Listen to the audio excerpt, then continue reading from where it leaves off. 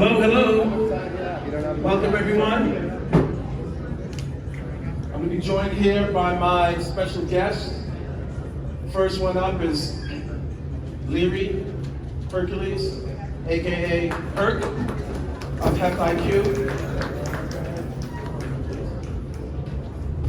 And then Randy Cooper.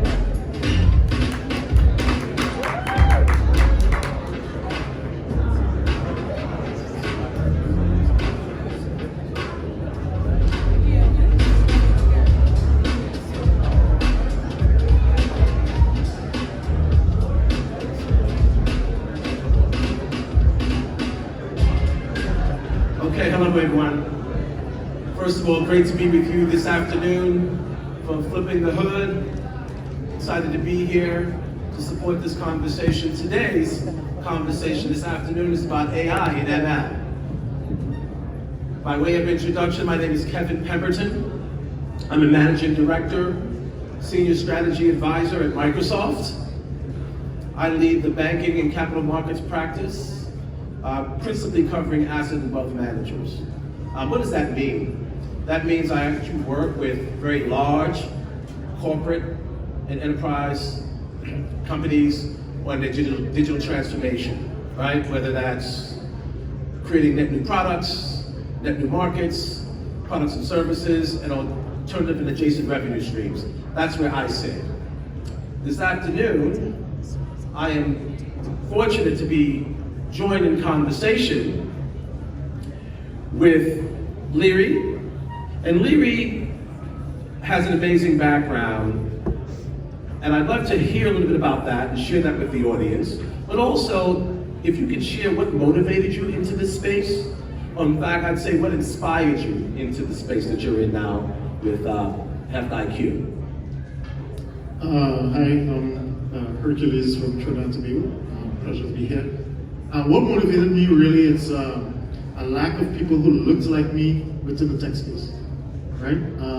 Even though my mom was working in research and development, was a lack of people like me in the places I absorbed information from. And then that started my journey of discovering us in technical spaces. And so if I ask a question, what is the world's first calculator? Right? The world's first calculator. 35,000 BC, Swaziland, Africa. What is the world's first calculator with prime numbers? The Aishango-born Congo, 25,000 BC. So once I started to understand that there's a whole fabric of Africans that has created the technology that we live in, then that started my journey of creating the future of technology. Thank you for sharing that, and I'd like to turn it over to your partner here, Randy Cooper of Aphid. Could you tell us a little about what you do, in fact, how you execute on it, and more importantly, similar to Herc here, what inspired you? What was the motivating factor, the impulse, if you will, to start your company? Yeah, I'm Brandon Cooper, by the way. How's everyone doing? I'm the co-founder and CEO of Aphid. Aphid, ultimately, what we do is we create a digital version of yourself. You're basically taking what you already know, you put it into a digital form, and you're basically self-replicating all over the internet at one time. So many of you can relate to working a job where you go in, you punch in, or whether you're on a salary or not, you can only work at that job at that particular time. But with the digital clone that we've created, this allows you to be omnipresent and to be ubiquitous, where you can literally work on the internet 20, 30, 40, 50 places at one time. So the motivating factor is to disrupt society. Our motto is free society. Basically, we want to create a world where you are not tied to the cubicle of your job. Because many of you may not know this, but the data that I discovered was the average person spends 90,000 hours at a job over a lifetime. 90,000 hours. So if you went to a new job and you saw 90,000 and it counted down where you would slit your wrist, right? So These are numbers that people, is out of sight, out of mind, but how many ballet recitals did you miss? How many soccer games did you miss, or basketball, baseball games did you miss from your family because you were spending so much time at work? And that ultimately motivated me to create Aphid. And I've been very, very fortunate to travel the world. I've met some amazing people who put me in a lot of positions. Thank you, Malik, for having us here, by the way. But as you can see here, I've been very fortunate to be in this position, but the motivating factor was really to have people who look like me have a chance to be builders in society, right? Opposed to just us, people like brown people, who are always consumers of products and services that we didn't ultimately create ourselves. And the company comes from an actual insect that can clone itself, so that's where the name comes from. It's a real insect. If you have plants, you're very familiar with this. But Aphid was created to create this free society. So if you can imagine, this is basically where you would put things that you would typically say on a day-to-day basis. So if you're in real estate, you would put it into the Aphid clone, and it can handle conversation. So now you as the human can take things from step 7, opposed to taking things at step 1. So just like I'm speaking here, my clone could be working in my pocket 24/7. So it's built for personal use and also built for businesses. So for businesses, this will allow you to spread yourself. If you're a small business, 8 out of 10 small businesses don't even have any employees at all. So we're creating an interface that makes it really, really easy for the average person to input their information into a system on the web or also in a mobile application. And one of my favorite features that we developed on the mobile application that's coming soon, we have our beta about to roll out. As you're sitting watching a Super Bowl or at a barbecue, your phone is going to be dinging every few minutes because you have your clones trading stocks for you, trading crypto, or selling your products and services for you. So go ahead and sign up. Shameless plug, of course. Pull out your phone, sign up for the beta. The version of what you call always working. This is the productivity play, right? That's right. Absolutely. I'm also going to bring to the stage Mark Scott. Mark, can you join us, please? Mark is a crypto investor, enthusiast extraordinaire. And then we have Theresa Jones, who's a cybersecurity expert.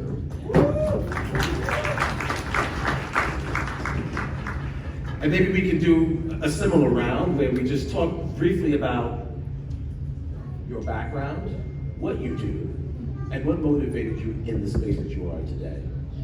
We know cyber is a hot topic, a hot button issue. So let's give the people a little bit about what you do. Absolutely. I'm Theresa Jones, CEO and founder of Evalv IQ. Love your company name, by the way.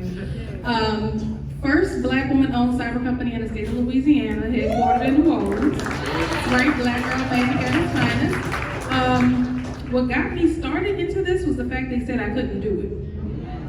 I went to a job interview and they told me, what you're gonna do if we don't hire you? I told them I'm gonna put you out of business next year and go start my own company. And the next day I started my LLC with $105 out of a payroll check.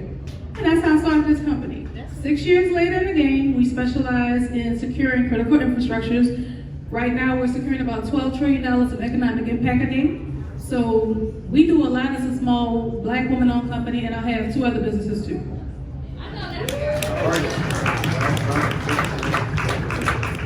And Mark, please, if you could just share a similar journey, if you will, in back. Yeah, check. Just Mark Scott, currently last 4 years, senior staff partner engineer at Ripple.com, the number 4 cryptocurrency company in the world. XRP, I think market cap right now is somewhere in the 5 to 10 billion.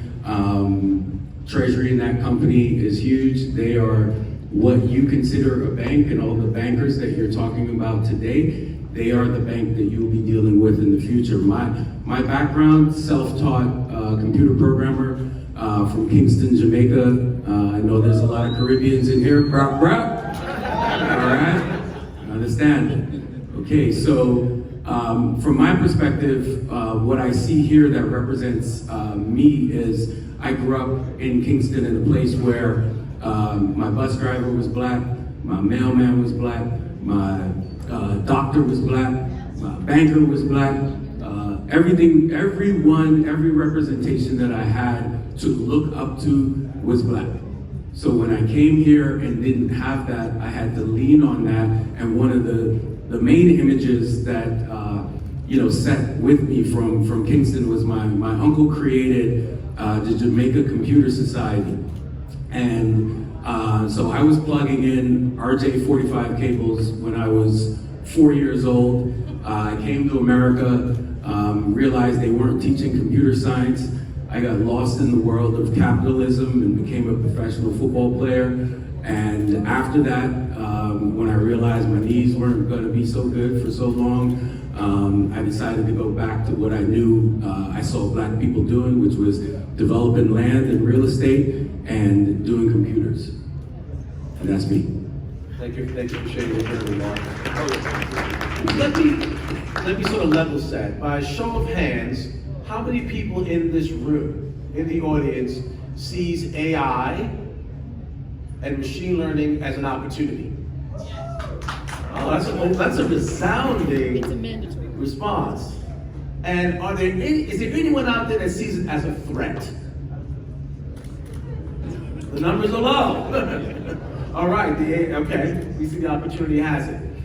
What I want to ask a question, because it's very prevalent in the news right now.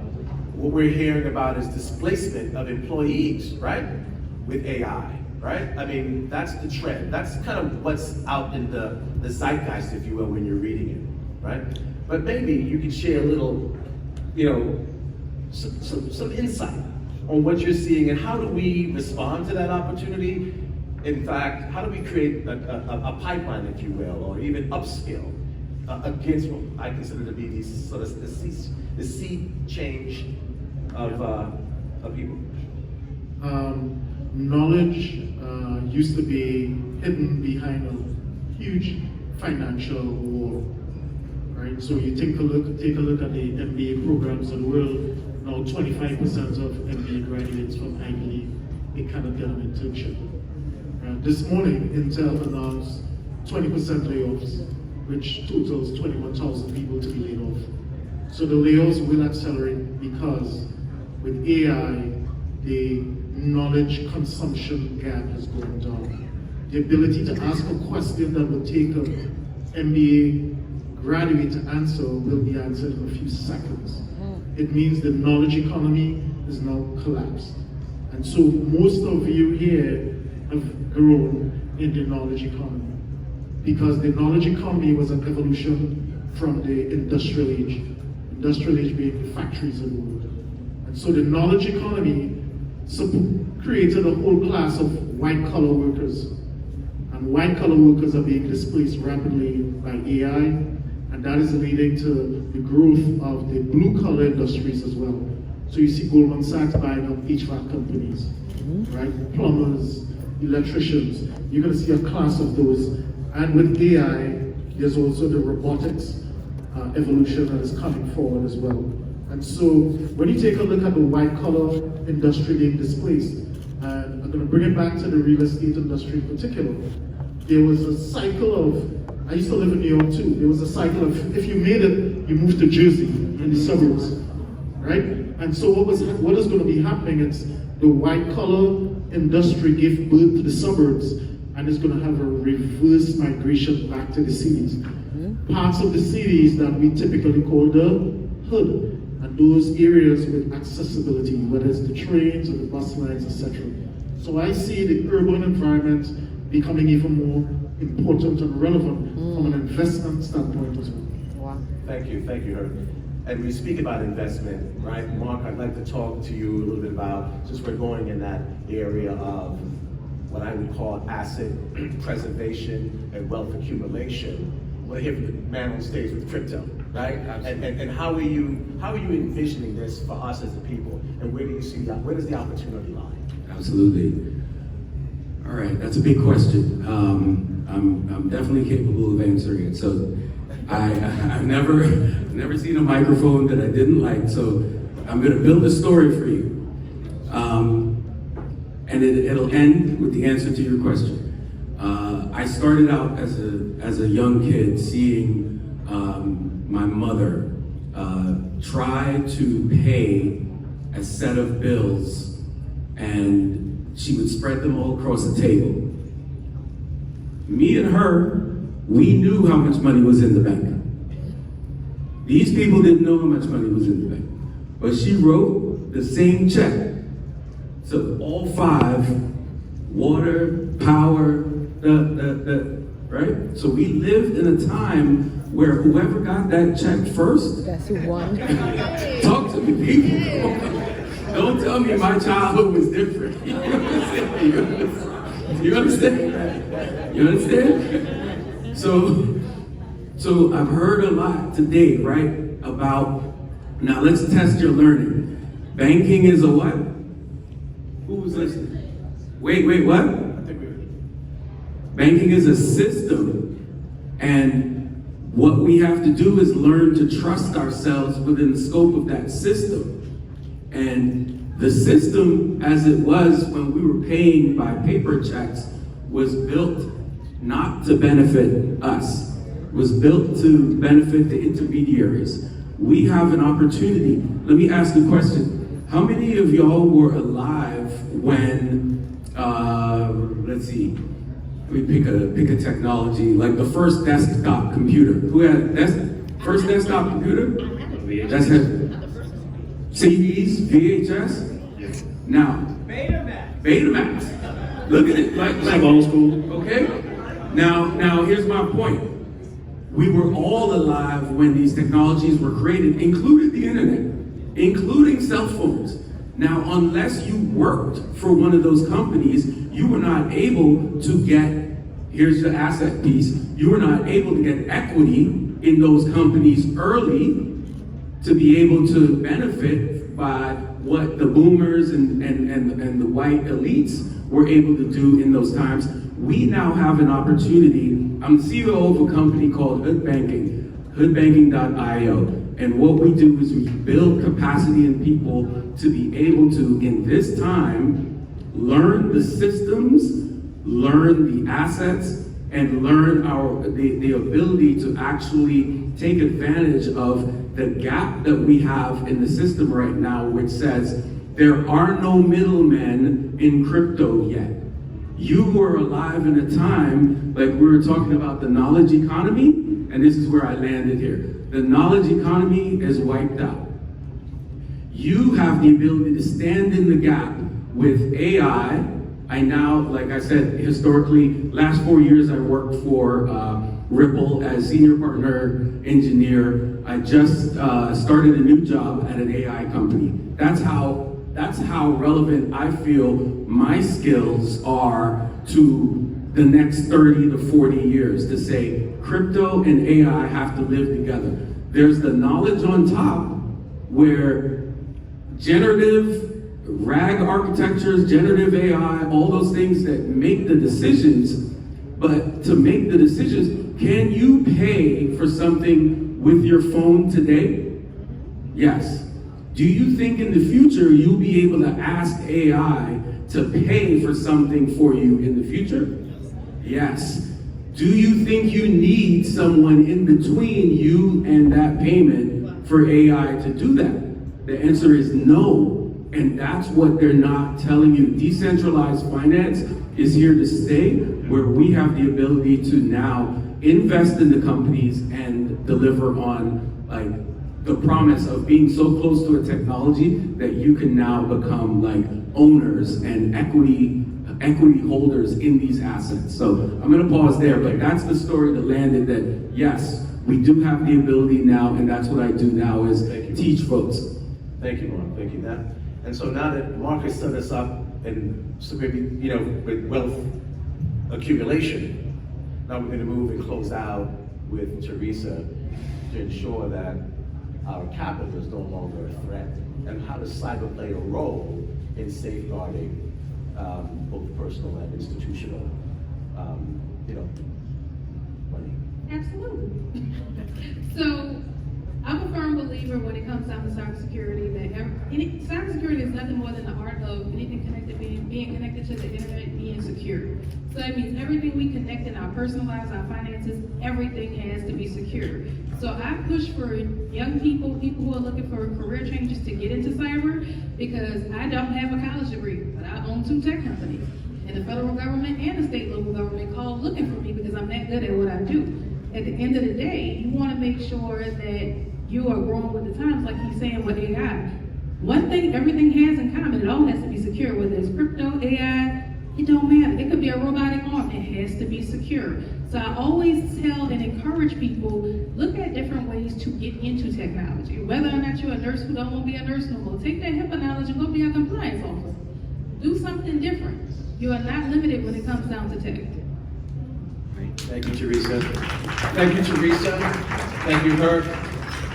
Thank you, Brandon and Mark, for sharing your knowledge on your respective industries and how to future-proof our careers in the age of AI. Thank you, everyone.